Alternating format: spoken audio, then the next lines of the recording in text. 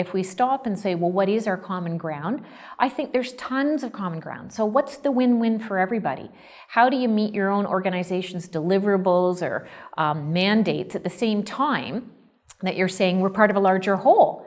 And once people say, oh yeah, it's not either or, there's both what we need to do organizationally, but we're nested in this larger whole. Again, it gets back to those terms of context and community. When you say, oh yeah, we're part of a larger whole, and I guess I'm as accountable to figuring out my role and responsibility in the larger whole as I am organizationally. I've worked really hard to build trusting relationships with the other providers in the region.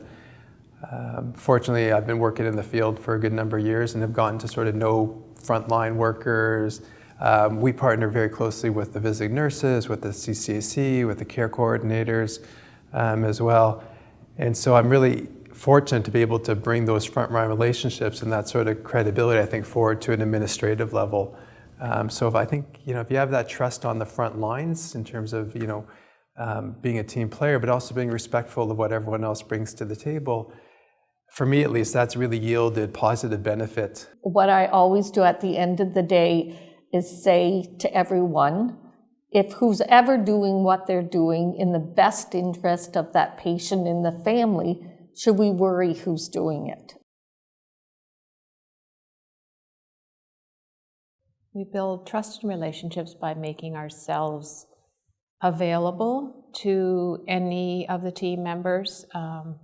Couldn't live without our Blackberries for email and texting and communicating quickly, and try to not discourage the nurses from asking what may seem to be a silly question. There is no hierarchy with our team.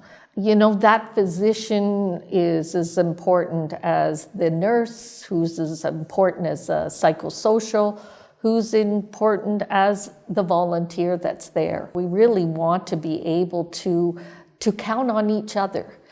People often say you're going to burn out, you won't survive. How can you deal with, death after death?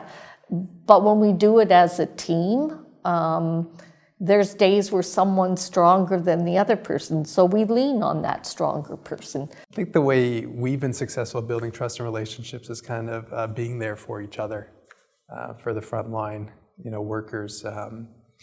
And it's sort of, so the nurses, when they call us, they know we're going to call them back.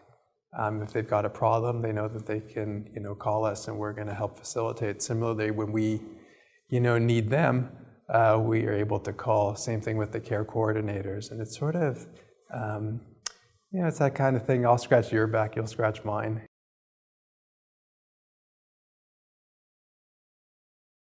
A successful palliative care team is from the ground up. It really is something that bubbles forth from that group of people in the community who identify a vision and then build on it. The best piece of advice I could give is to give it a go and get started. Our experience with palliative care and my personal experience is the work's extremely rewarding. And that kind of really keeps one going despite all the challenges that are in place in the system. Patients are extremely grateful. Families are very appreciative of the care that is provided and the expertise that one can bring to the bedside or to their home. Start somewhere, and don't be afraid. Don't wait till all the pieces of the puzzle are there together.